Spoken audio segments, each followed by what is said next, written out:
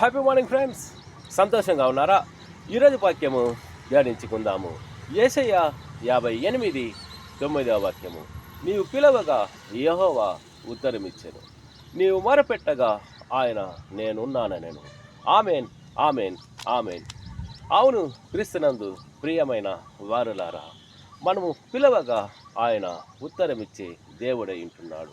మనము మొరపెట్టగా ఆయన ఆలకించే దేవుడై ఉంటున్నాడు.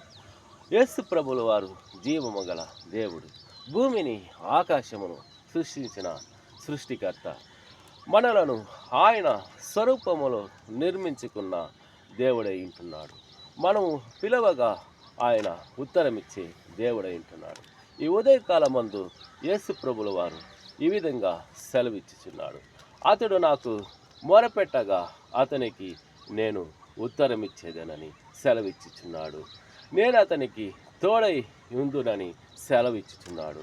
అతనిని నేను విడిపించేదనని, అతనిని నేను గొప్ప చేసేదనని, అతనికి నేను దీర్ఘాయుష్షు ఇచ్చేదనని, అతనిని నేను తృప్తిపరచదనని, అతనికి నా రక్షణ చూపుతునని యేసు ప్రభుల వారు ఈ ఉదయకాలమందు సెలవిచ్చుచున్నాడు.